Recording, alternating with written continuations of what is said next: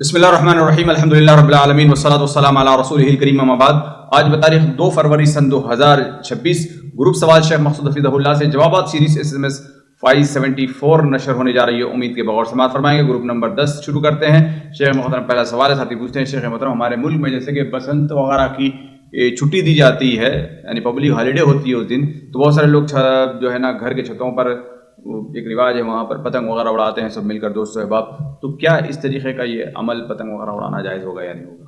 دیکھیے, جہاں تک ہم نے علماء کے اقوال اور بعض فتاوی کی روشنی میں دیکھا ہے, بسنت ایک غیر اسلامی اور ہندوانہ تہوار ہے, اور ہندوانہ تہوار یہ قومی کم ہے اور مذہبی زیادہ ہے. فرق ہے دونوں میں. ایک قومی ہوتا ہے اور ایک جیسے ہمارے یہاں 15 اگست ہے قومی ہے نا, اور مذہبی زیادہ ہے. اس لیے کہ یہ بہار, موسم بہار, عام طور پہ یہاں 5 فروری جو ماہ کی تاریخ ہوتی ہے یا اس کے بعد یعنی جن دنوں میں وہ یعنی اب موسم بہار ہے, بسنت مانے بہار کے ہوتا ہے, شروع ہوا اس وقت یہ تہوار منایا جاتا ہے. تو علماء نے اس سلسلے میں لکھا ہے کہ یہ شروع میں تو ہندوستان میں اس کے منانے کا رواج کم تھا, بہت کم تھا. خاص طور پر کچھ مدراس کے اور کچھ پنجاب کے ایسے لوگ, اور خصوصاً یہ تہوار نیچے طبقے کے لوگ منایا کرتے تھے. لیکن ہندوستان میں ایک ایسی تاریخ آئی جس کے بعد ہندوؤں نے اس تاریخ کو اپنے طور پر بنیاد بنا کر, اگرچہ کہتے نہیں ہیں لیکن مسلمانوں پر بطور طنز کے اس تہوار کو منانا شروع کیا. چاہے 1737 سے اب کی بات ہے کہ حقیقت رائے شاید نامی کوئی آدمی تھا فیصل آباد کا, اور کھتری برادری سے تعلق رکھتا تھا. اس نے کالج میں مسلمان لڑکوں کے ساتھ کچھ بحث ہوئی تو اس نے نبی کریم صلی اللہ علیہ وسلم کی شان میں گستاخی کی. یہ اورنگزیب کا شاید جو ہے دور تھا. آثر شان میں گستاخی کرنے کی وجہ سے جب مسلمان لڑکوں نے اسے پکڑا اور اس کی شکایت کی تو اسے اولا فیصل آباد سے پھر لاہور منتقل کیا گیا. یہاں جج نے فیصلہ دے دیا کہ ہاں یہ گستاخ رسول ہے اور توبہ نہیں کرنا چاہتا ہے, توبہ نہیں کرنا چاہتا, لہذا اس کی سزا کیا ہے, قتل, اسے قتل کیا گیا. اور وہ دن تھا کون تھا, بسنت پنچمی کا دن تھا. تو اس کو بنیاد بنا کر کے ہندوؤں نے اس تاریخ کو اب اس کی قبر پر میلہ لگانا شروع کر دیا, اور اسی کے نام پسند رکھا اور ایک میلہ منانا شروع کر دیا. بالکل عام ہو گیا پھر ہندوستان میں. اب جہالت کی بنیاد پر مسلمانوں نے بھی اپنا لیا ہے. تو اصل چیز یہ ہے کہ چاہے جس ناحیے سے دیکھیں, یہ ہندوؤں کے تہوار کے ناحیے سے یہ جو اس کی نئی صورت دی گئی ہے, کسی بھی لحاظ سے ایک مسلمان کے لیے جائز نہیں اس کا بنانا. اور دوسری طرف دیکھیں اس کے جو نقصانات آتے ہیں, آپ اگر سوشل میڈیا پر جائیں تو تازہ آپ کو ملے گا کہ ہاں فلاں پتنگ گر گیا. وہ جو دھاگا ہوتا ہے پتنگ کا, بسا اوقات کا عام دھاگا نہیں رہتا, اس میں کیا ہو, اس سے گلا کٹ گیا. یہ اس قسم کے سے جو خطرات پیش آتے ہیں اس کی بنیاد پر علماء کہتے ہیں کہ یہ تہوار منانا قطعاً ناجائز اور حرام. جی تو ایسی پتنگ بازی یہ فضول کام ہے, فضول خرچی اس کے اندر ہے. اتنے خطرات جو پائے جا رہے ہیں, اگر خطرات وغیرہ کہیں نہ ہو تو ٹھیک ہے, ایک صرف دل بہلانے کے لیے انسان کرے تو الگ مسئلہ ہے, لیکن اس مناسبت سے نہیں. نارمل عام دنوں میں ایک عام سی چیز ہوگی, ٹھیک ہے کہ نہیں ہے. یعنی ان دنوں میں کسی بھی نیت سے جائز نہیں ہے, اس لیے اس میں مشابہت ہوگی ان کی. اگلا سوال ہے. ساتھی پوچھتے ہیں کہ شیخ محترم جیسے کہ میں ٹیکسی وغیرہ چلاتا ہوں, مجھے معلوم ہے میرے پیچھے بیٹھنے والے گنہگار فاجر فاسق ہوتے ہیں, تو کیا ہے ان کو سواری میں بٹھانا کرنا یا اور اس طریقے سے نارمل فاجر فاسق کے ساتھ کاروبار وغیرہ کرنے کا کیا حکم بنتا ہے شریعت میں؟ بھائی اللہ کے رسول صلی اللہ علیہ وسلم نے یہودیوں سے خریدا نہیں ہے. البتہ یہ ہے کہ آپ کے سامنے اگر گناہ ہو اور آپ سے ہو سکتا تو آپ ان کو روکیں. کوئی جھوٹ بول رہا ہے, نہیں شراب, بھائی میری گاڑی میں آپ شراب نہ پیجیے, ہے کہ نہیں ہے. لیکن یہ ہے کہ وہ آپ ان کو لے کے جا رہے ہیں, کہیں کاروبار کے لیے جا رہے ہیں, وہاں جا رہے ہیں, گھر جا رہے ہیں, تو اس میں تو کوئی کباہ نہیں ہے آپ کے. جی اگر کسی گناہ کے کام پہ بھی جا رہے ہیں, تب اگر گناہ کے کام پہ آپ کو معلوم ہے کہ ہاں بھائی یہ کسی کو قتل کرنے جا رہا ہے, ایک مان ہے نا, یہ شراب کھانے جا رہا ہے, اب آپ جانیے تو آپ جو ہے کہیے بھائی دیکھیے کم سے کم آپ کا اتنا حق بنتا ہے, دیکھیے یہ چیز جائز نہیں ہے, یہ چیز منع ہے کہ نہیں ہے. اس لیے آن لائن آپ کے پاس بیٹھ گیا ہے, آپ کے لیے وہ کیا ہے کینسل کرنا یہ بڑا مشکل مرحلہ ہوتا ہے, تو آپ کا حق بنتا ہے کہ آپ اسے سمجھائیے, اور اگر آپ ہو سکتا ہے آسان اس کو اتار دیے, بھائی میں اس جگہ پہ نہیں جاتا. جی تو یہ کام میں نہیں آئے گا کاروبار کس میں, یہ کاروبار نہیں ہے. وہ تو آپ اسے پہنچا کہاں رہے ہیں؟ گناہ کی جگہ پر. اسے گھر پہنچانا ہے, دکان پہنچانا ہے, رشتہ داری میں پہنچانا ہے, کہیں شادی میں وہاں پہنچانا ہے, کوئی حرج نہیں ہے, آپ کاروبار کیجیے. ایسا تو پھر بہت زیادہ اس کو دیکھنا پڑے گا نا. کوئی آدمی بینک بھی جا رہا ہے کام کے لیے, بھائی بینک جا رہا تو کوئی حرجہ نہیں ہے. ہم اس کے لیے ہمارے لیے حرام ہے, اس کے لیے تو حلال ہے نا. وہ غیر مسلم ہے, ٹھیک. پھر وہ تو شراب بھی تو اس کے لیے حلال ہے. اس کے شراب دیکھیے, شراب ایسی چیز جو کسی ہندو مذہب میں حلال نہیں ہے. ہندو مذہب میں بھی حلال نہیں ہے شراب. ان کے بڑے بڑے جو آج کل جو ہے آئے ہوئے نا, کہتے ہیں, بلکہ میں تو خود دیکھ رہا تھا کہ وہ بیٹھتا ہے, مانتے رہو جانتے رہو تو شراب حرام ہے. شراب کا نقصان ہے, تو کس میں حلال ہے شراب؟ اب یہ کہیے کہ ہندو صرف اس وقت کیا ہے, مذہب کے لحاظ سے ہندو نہیں ہے. جس طریقے سے مسیحی ہے, مذہب کے لحاظ سے مسیحی نہیں ہے. صرف مسیحی وہاں تک ہے جا کر کے اتوار کو اپنا وہ کرے, ورنہ آزاد ہے اپنا. جی جی, تو ایسا یعنی خاص جگہوں پر جاتے ہوئے دیکھنا پڑے گا انسان. جی اگر ہو سکتا ہے تو بالکل دیکھیں اس کو.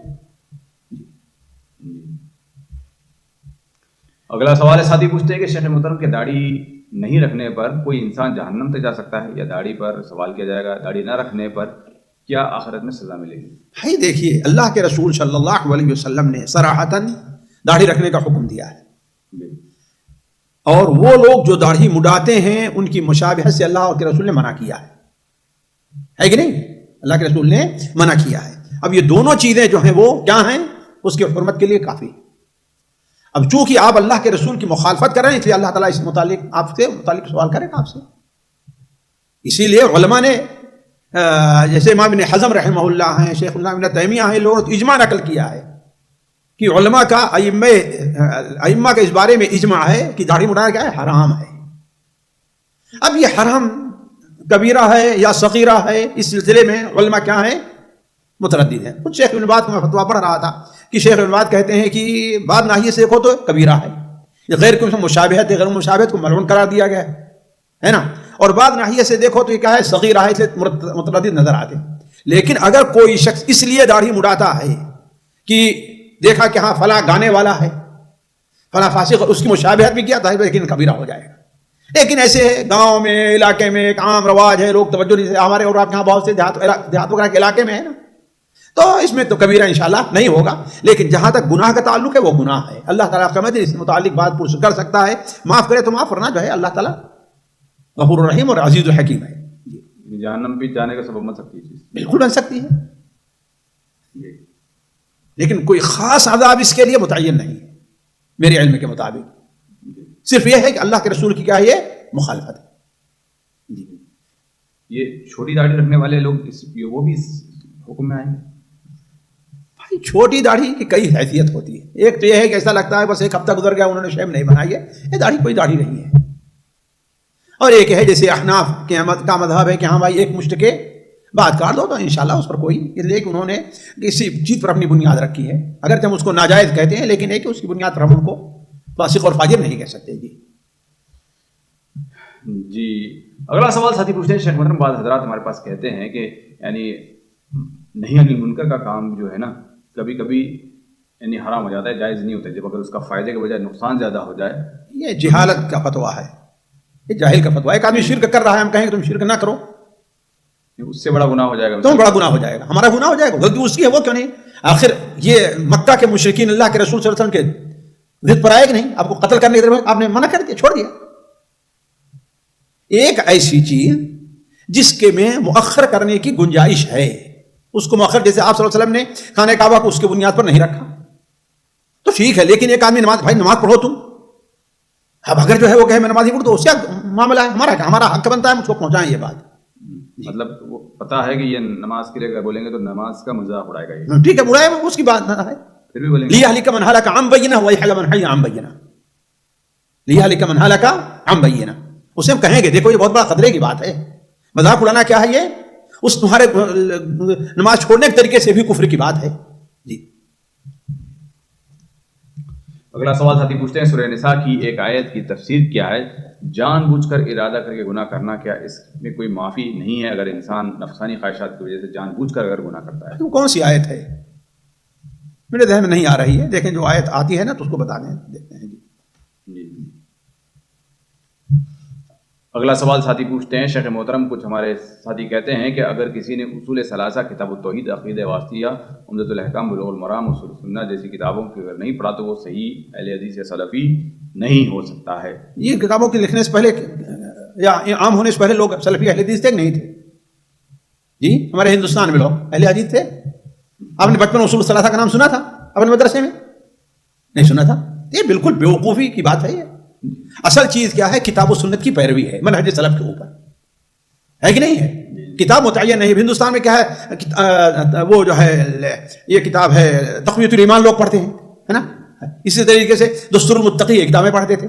مولانا السلام بستوی رحمہ اللہ نے اسلامی تعلیم کے نام سے جو ایک سلسلہ شروع کیا تھا 1 سے لے کر کے 10 اور 12 تک ہے نا، وہ اس کو پڑھا کرتے تھے. 6 تک 7 تک اس کو پڑھا کرتے تھے. جی اصل چیز کیا ہے؟ کتاب اور سنت کی پیروی ہے. کسی خاص کتاب کا اس میں ذکر نہیں ہے. اگر کوئی یہ کہتا ہاں بھائی جو بخاری کو نہیں مانتا ہوا، جو مسلم کو نہیں مانتا، تو ایک کچھ سوچا جا سکتا تھا. جی اگلا سوال ہے، ساتھی پوچھتے ہیں شیخ محترم اگر کوئی رمضان کے روزے اگر کسی عذر کی وجہ سے اگر چھوٹ جائیں اور اگلا رمضان آنے تک بھی اگر قضا نہ کر پائے تو کیا کرے وہ؟ بھائی اگر عذر ہے تو انشاءاللہ کوئی حرج نہیں، رمضان کے بعد قضا کر لے اس کی. اگر کوئی عذر رہا ہے اس کے پاس، یعنی مثال کوئی بیمار ہوا، اس کی بیماری کیا ہے، وہ کھینچتی چلی گئی یہاں تک کہ شعبان بھی گزر رہا ہے، گزر گیا، تو ٹھیک ہے دوسرے رمضان کے بعد بھی لے گا. ایک عورت ہے رمضان میں کیا تھی، وہ مثال حمل سے تھی، کچھ مہینوں کے بعد بچہ پیدا ہوا، وہ روزہ نہیں رکھ سکتی تھی. پھر بچے کے بعد کیا ہے، چلو اس کا مسئلہ آ گیا کتنا نماز کا، پھر اس کے بعد دودھ کا مسئلہ، بچہ اور کوئی دوسری غذا نہیں لیتا ہے، نہیں رکھ پائی، ٹھیک ہے، اور رمضان کے بعد اس کو پورا کرے. سستی سے اگر کسی کے ایسے ہو جائے تو اس نے ناجائز کام کیا ہے، اس نے ناجائز کام کیا ہے. اب یہ ہے کہ بعض علماء اس سلسلے میں کہتے ہیں، بعض صحابہ کے عمل کا فتویٰ بھی ہے کہ وہ آئندہ سال روزے تو پورا کرے گی لیکن اس کے عوض میں ایک مسکین کو کھانا بھی کھلائے گی، لیکن اس پر کوئی صحیح حدیث سے دلیل موجود نہیں ہے. البتہ بعض صحابہ کا فتویٰ ہے، کوئی اگر اس پر عمل کر لے تو اچھی چیز ہے. جی اگلا سوال ساتھی پوچھتے ہیں، کسی فوت شدہ شخص کے بارے میں یہ الفاظ کہنا کہ اس کی تو مغفرت ہو گئی ہے، اس کو اللہ نے بخش دیا ہے، اگر وہ نابالغ بچہ ہے یا بچی ہو تو کیا ایسا کہنا درست ہے؟ بھائی نابالغ بچے بچی کو یہ نہیں کہ کہیں کہ یہ تو مرفوع عن القلم ہے، اس کا کوئی گناہ لکھا ہی نہیں گیا، انشاءاللہ جنت میں جائے گا، ہے کہ نہیں ہے. لیکن دوسرا کوئی شخص ہمیں نہیں کہتے کہ اللہ نے اس کو بخش دیا ہے نا. ہم یہ امید رکھیں گے کہ اس کو کوئی تکلیف پہنچی ہے، اس کی کوئی بہت بڑی خدمات ہیں، ہے کہ نہیں ہے، اور ہمارے سامنے جو ہے وہ احکام شریعت کا پابند ہے، تو ہم کہیں گے انشاءاللہ جو ہے اتنے مصیبتوں کا مبتلا ہونے کے سبب اللہ تعالیٰ نے انشاءاللہ اسے ضرور بخش دے گا. لیکن کسی شخص معین پر ہم لوگ ہمیں کچھ پتہ نہیں ہے. اگلا سوال ساتھی پوچھتے ہیں کہ یوٹیوب سے کمایا ہوا پیسہ حرام ہے یا حلال، جبکہ یوٹیوب میں یعنی ایڈ کا اگر اس پہ ہمارا کنٹرول نہ ہو، حلال اور حرام دونوں ایڈ آتے ہیں. بھائی دیکھیے یہ بات اس سے پہلے گزر چکی ہے کہ آپ شرط لگائیے. آج کل جیسے ہے بٹن ہے نہیں آئے گا، جیسے دیکھیے آپ کا یوٹیوب چل رہا ہے اس پر بند ہے، نہیں آتا ہے کوئی ایڈ، تو اس میں کمائی بھی نہیں ہوتی. تو ٹھیک ہے، نہ کمائی ہو نہ کمائے، اللہ نے روزی بہت ذریعے رکھے ہیں. نہیں، ان کا وہ سوال یہ ہے کہ بہت سارے لوگ کماتے ہیں آج کل. بھائی وہ لوگ کمائیں، اصل چیز یہ ہے کہ اگر ناجائز ہے تو ناجائز حرام ہوگا. وہ مکس ناجائز ایڈ جو ہے مکس آتا ہے، اس کو بھی آتا ہے، منع کریں بھائی، اس کو روکیں. اس سے اگر اختیار نہ ہو تو نہ اختیار ہو تو بند کریں اس کو. تو مکس کمائی جائز نہیں ہے، نہیں جائز، حلال اور حرام دونوں ہے کہ آپ مگر مجبور ہوں تو آپ کوشش کریں جتنا حرام ہو اس کو کنارے کر صدقہ کر دیں اور باقی اس سے استفادہ کریں. نہیں ہو سکتا تو اس کو چھوڑ دیں. مگر کر سکتے ہیں ایسا اگر نکالنا چاہے، ہاں کوشش کر کے. اتنے ایڈ ہے ہمارے بھائی اگر جو ہے وہ اس کو اس کے اختیار کے بغیر ہے وہ، لیکن ایک چلو بھائی ٹھیک ہم تو نکال دیں گے، یہ نہیں ہونا چاہیے. یہ کہ وہاں پر یہ بات کہی جا سکتی ہے کہ جیسے مجھے یاد ہے امام ابن تیمیہ رحمہ اللہ نے لکھا ہے کہ اگر وہاں پر یہ ہے کہ ہمارے اس مقطع کے، ہمارے اس موضوع کے نظر بہت بڑا فائدہ ہے کہ نہیں ہے. اب اس میں سے تھوڑا سا کیا ہے وہ غلط کام بھی جا رہا ہے، لیکن زیادہ فائدے کے پیش نظر ہم اس کو جو ہے وہ جاری رکھیں گے. اب جتنا اس میں ہوگا کوشش کر کے ہم اس کو نکال دیں گے، جب اس میں حرام کا جتنا حصہ ہوگا. جی اللہ کل حال مصلحت اور مفسدہ کو دیکھا جائے گا. یہاں پر اسلام جو ہے مصالح کے لیے اور مفاسد سے بچانے کے لیے آیا ہے. جی اگلا سوال ساتھی پوچھتے ہیں کہ اسلام میں صلہ رحمی کی بہت اہمیت ہے، تو کسی کا رشتہ دار اگر مرتد ہو جائے تو کیا اس کے ساتھ صلہ رحمی کرنا کیسا ہے؟ وصاحبهما فی الدنیا معروفا، دنیا کے معاملات میں آپ اس کے لیے دعا کرتے رہیں، ہے کہ نہیں ہے، ورنہ اس کے ساتھ آپ کا تعلق قطع کا رہے. اگر خاص طور پر یہ ہو کہ ہاں بھائی وہ متاثر کر سکتا ہے آپ کو اور آپ کے بچوں کو، اور اگر نہیں ہے تو آپ اس کو سمجھاتے رہیے، دنیاوی لحاظ اس کے ساتھ آپ اس نے سلوک کیجیے، امید رکھیے کہ اللہ تعالیٰ جو اسے دوبارہ واپس بھیج دے گا ہمارے پاس۔ ایسے بہت سے لوگ ہوئے ہیں، مرتد ہوئے اور پھر بعد میں واپس ہو گئے۔ اگلا سوال ساتھی پوچھتے ہیں کہ شیخ محترم 15 شعبان کا روزے کا حکم کیا ہے، اور جب کہ ایام بیت کے اس میں روزے بھی آتے ہیں تو کیا اس نیت سے آدمی رکھے نہ رکھے، اس وقت کیا کرے؟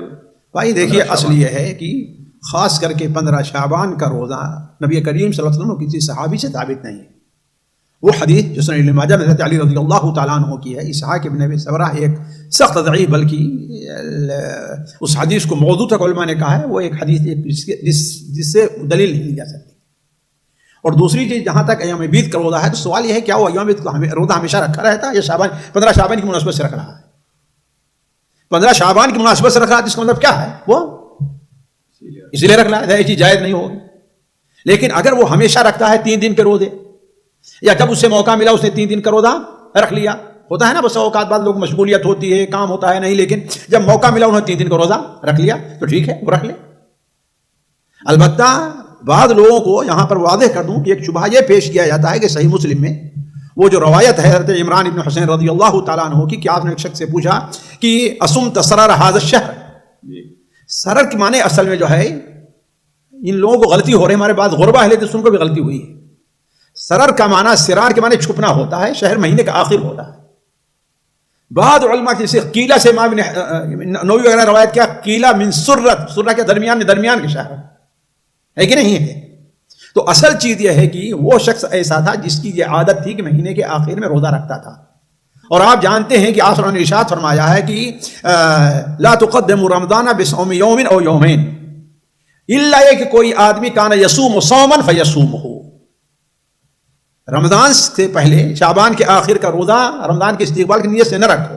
ہاں اگر کوئی شخص ان دنوں کا روزہ رکھتا رہا ہے تو روزہ اس کا رکھ لے۔ تو چونکہ اس شخص کی عادت تھی اس لیے آپ نے فرمایا کہ دیکھو تم نے رکھا کہ نہیں رکھا، آپ کو معلوم ہوا تو کہا نہیں، کہا پھر اس کی قضا تم دوبارہ۔ اس سے معلوم ہے کہ نفل روزہ اگر کوئی آدمی رکھنے کا عادی ہے، اگر کسی میں سے چھوٹ جائے تو اس کی کیا کرے گا، وہ قضا کرے گا۔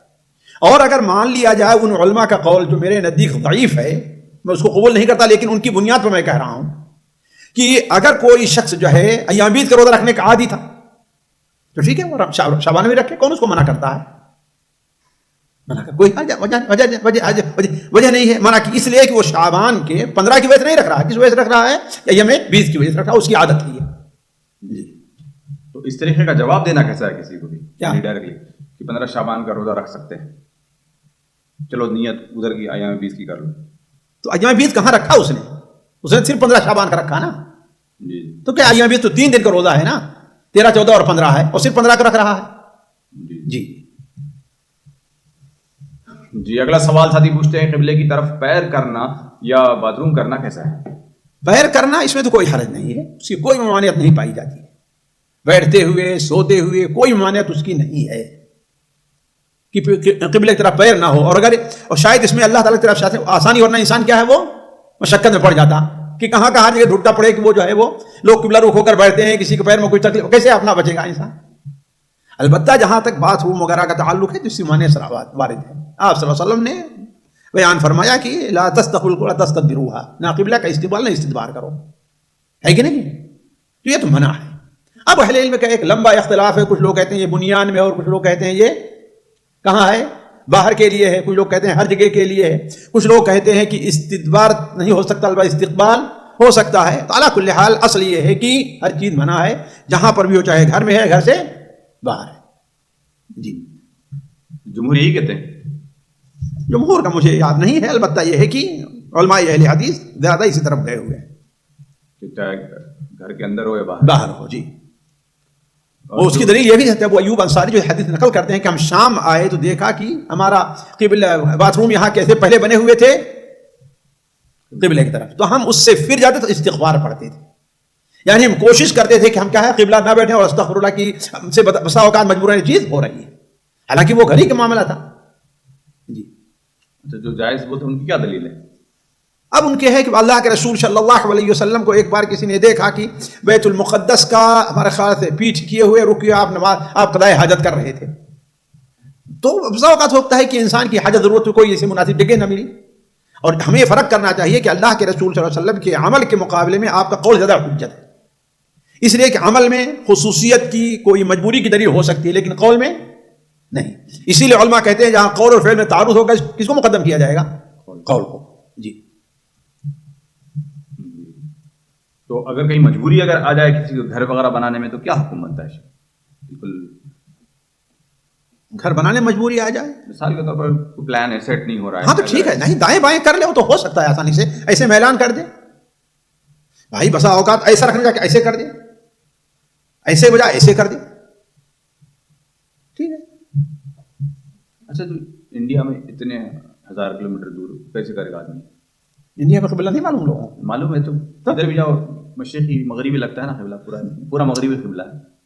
بھائی یہ تو کیا ہے، اگر معلوم نہ ہو پورا مغرب ہے، ورنہ اصل یہ ہے کہ قبلہ ہمارے ہاں معروف ہے. قبلہ ہمارے یو پی کے علاقے ہمارے یہاں کیا ہے، وہ مغرب سے تھوڑا سا ہے. آپ لوگوں کی طرف جائیں جنوب میں تو کیا ہو ٹھیک مغرب کی طرف ہے، تو اس میں ایسا کریں کہ ایسے ہو لے مغرب اور مشرق کے کونے جو شمال کے کونے میں آ جائے، مشرق اور جنوب کے کونے میں آ جائے. جی جی یعنی اس کا اہتمام گھر بنانے کے وقت بالکل کرنا چاہیے، بالکل کرنا چاہیے. اچھا شیخ یہاں پر یعنی پیر تو چلو قبلے کی طرف تو جائز ہے، قرآن کی طرف کیا حکومت ہے؟ قرآن دیکھیے اگر اونچائی پر رکھا جیسے یہ وہاں پوائنٹ اب نیچے کہیں تو ٹھیک کوئی حرج نہیں، لیکن یہ جو کیا ہے وہ مساجد میں رکھا رہتا ہے تو ظاہر اس میں علماء شیخ ابن عثیمین وغیرہ منع کرتے ہیں، اور صحیح بالکل منع کرنا، اس لیے کہ آپ اگر بیٹھے ہوں میں طرف پیر پھیلاؤں تو کیا ہوگا، اچھا لگے گا آپ کو؟ تو اس ساتھ زیادہ حقدار ہے اس کا. تو پھر قبلہ قبلہ ہمارے سامنے کہاں ہے، موجود کہاں دکھائی دے رہا ہے؟ تو وہاں تو مسجد حرام میں بھی بیٹھ کے لوگ کیسے بیٹھتے ہیں سامنے؟ بھائی تو ٹھیک، اس لیے تو ہم کہہ رہے ہیں کہ یہ اس کی کوئی مانا کی دلیل نہیں ہے نا، اس لیے جو ہے کوئی حرج نہیں. قرآن کی کہاں دلیل ہے؟ قرآن اصل چیز یہ ہے، قرآن کو تعظیم کرنے کا یہ حکم آیا ہے، اور یہ نہیں بھولنا چاہیے کہ قرآن بالکل ہمارے سامنے موجود ہے، چند بالکل انگلی یا ایک بارش کی فاصلہ ہے ہمارے پیر، اور اگر دور ہے تو کوئی حرج نہیں. دور ہے تو کوئی حرج نہیں، دور جیسے مطلب وہاں پر ہو، ہم پیچھے بیٹھے ہیں وہ آگے ہے تو کوئی حرج نہیں.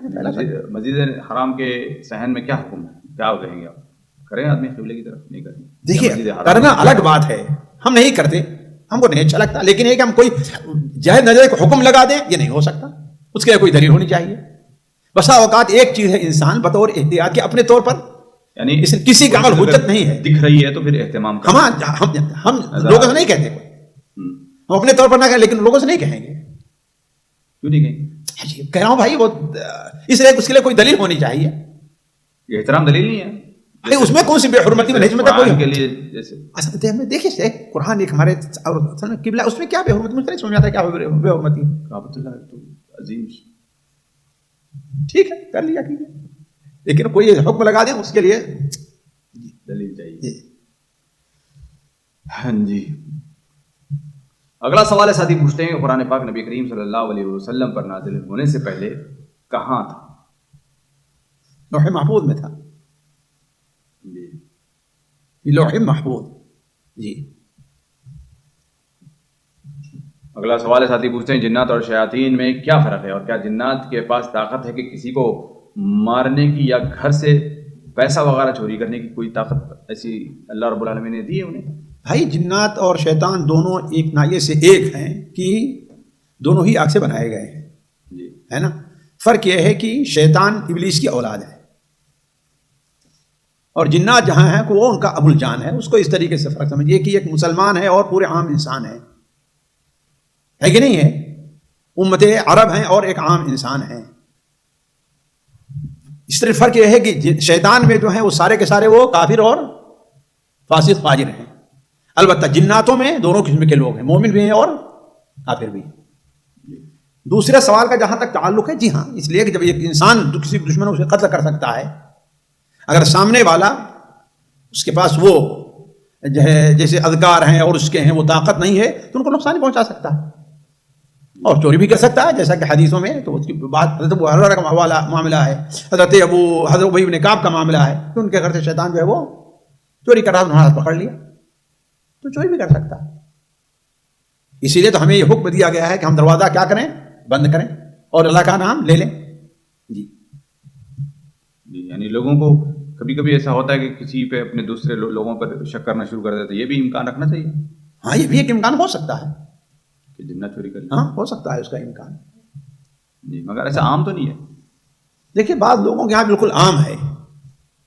ہمارے ایک خاص رشتے دار ہیں، وہ بیٹھی ہوئی ہیں اور دیکھیں پیسہ جہاں نکل رہا ہے ان سے، لوگ دیکھ رہے ہیں پیسہ دیکھو نکل رہا ہے، ایسے ہاتھ میں لیے ہوئے دیکھیں پیسہ نکل رہا ہے. جی بالکل، یعنی کوئی اس میں شبہ کی بات نہیں ہے. ان کے والد آئے، محترمہ والد آئے، اپنا کپڑا اس میں لٹکا دیا، تھوڑی دیر دیکھتے وہاں پیسہ ہی نہیں موجود، جیب سے نکلا ہوا. جی تو یہ ہو سکتا ہے. کیا علاج ہے ایسے لوگوں کا؟ ایسے لوگوں کا دیکھیے، ایسے لوگوں کو جو ہے اللہ تعالیٰ پر توکل، اللہ تعالیٰ کے اذکار کا اہتمام کرنا چاہیے. جی اگلا سوال ساتھی پوچھتے ہیں، کوئی شخص اگر صرف فرض نماز پڑھے اور یعنی فرض نماز بالکل نہ پڑھنے والا، کبھی کبھی جمعہ کی نماز پڑھنے والا انسان اسلام میں رہے گا یا؟ دیکھیے یہ علماء کے نزدیک مختلف ہی مسئلہ ہے. قدیم زمانے سے متاخرین میں شیخ ابن باز اسے مطلقاً کافر کہتے ہیں، لیکن علامہ البانی ہے، شیخ ابن عثیمین ہے، اسے مطلقاً کافر نہیں کہتے، الا ہے کہ مستقل چھوڑنے والا ہو، کبھی سجدے کی طرف جمعہ طرف آتا ہی نہیں ہے. لیکن اس بات ضرور ہے کہ ایسا شخص بہت خطرناک موقع پر ہے. ایسا شخص کیا ہے؟ بہت ہی خطرناک مقام پر ہے. واللہ اعلم. جی اگلا سوال ساتھی پوچھتے ہیں کہ بات بات پر علماء کرام کی تنقید کرنا، انہیں گالی دینا، علماء سے نفرت کرنا، ایسا شخص کیا حکم ہے اس کا؟ ایسا شخص اپنے انجام بد سے ایسے شخص کو چاہیے کہ ڈرے ہو. امام ابن عساکر رحمہ اللہ نے قدیم زمانے سے کہا ہے لحوم العلماء مسمومہ، لحوم العلماء مسمومہ، علماء کا خون کیا ہے؟ وہ زہر آلود ہے.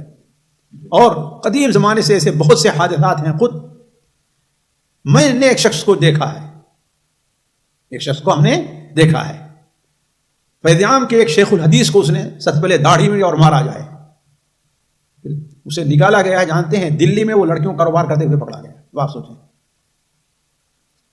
استغفر اللہ. تو علماء کے اوپر بغیر کسی شرعی دلیل کے اس طریقے سے ان کو بھی عزت کرنا، ان کو بدنام کرنا، یہ اصل وہ نہیں ہے. اور خاص طور پر اگر اس لیے ہو کہ ہاں بھائی یہ صحیح تعلیم دیتا ہے، یہ دین کی تبلیغ کرتا ہے اور یہ دین پر حامل ہے، صرف جو ہے نفسیات کی اس نے آپ کو منع کر دیا ہے کہ نہیں، وہ کر رہا ہے، تو یہ چیز اور خطرناک ہو سکتی ہے. بس اوقات کفر ہو سکتی ہے. بلا ان سألتهم ليكون انما كنا نخوض ونلعب قل ابی اللہ وآیاته ورسولہ کنتم تستہزئون. حالانکہ اللہ اور رسول کا مذاق نہیں اڑایا تھا. کن کا اڑایا تھا؟ وہ قرآن کے حفاظ کا، قرآن کے علماء کا مذاق اڑایا تھا. تو اللہ نے اپنا مذاق اسے قرار دیا ہے اور کہا لا تعتذروا قد کفرتم بعد ایمانکم. تو ایسے شخص کو چاہیے کہ وہ اپنے عاقبت کی فکر کرے کہ کہیں اس کا خاتمہ سوء خاتمہ نہ ہو جائے. نعوذ باللہ من ذلک. اگلا سوال کو سوالات خواتین گروپ سے شامل کیا جاتا ہے. پہلا سوال بہن پوچھتی ہیں کہ اگر بیوی سمجھانے کے باوجود بھی گھر کا کام ٹھیک سے نہ کرے، صفائی کا اہتمام نہ کرے اور شوہر اس بات سے ناراض بھی ہوتا، تو کیا ایسی باتوں کو نظر انداز کرنا چاہیے یا نہیں؟ بھائی یہ تو حالات کے پیش نظر ہوگا، یہ تو حالات کے پیش نظر ہوگا کہ ٹھیک ہے صفائی کا اہتمام نہیں کرتی ہے، لیکن ہو سکتا ہے کہ وہ دیندار ہے، اپنے شوہر کی بڑی اطاعت خدمت کرنے والی ہے. یعنی بہت سی چیزیں ہو سکتی ہیں.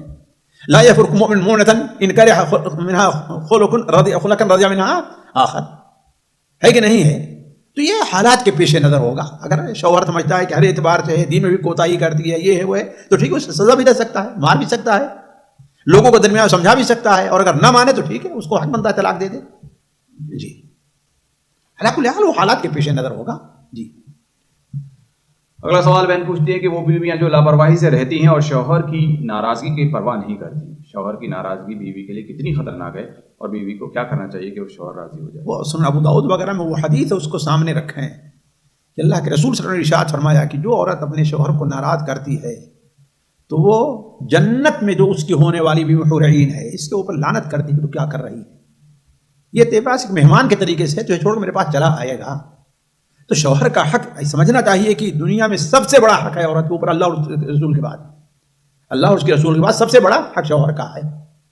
اور شوہر کا حق پچھلی مجلس میں یہ گزر چکا ہے کہ سب سے بڑا حق کیا ہے؟ حق اطاعت ہے، حق اطاعت ہے. لہذا ایسی عورت کو اللہ تعالیٰ کا ڈر رکھنا چاہیے اور اس چیزوں سے پرہیز کرنا چاہیے.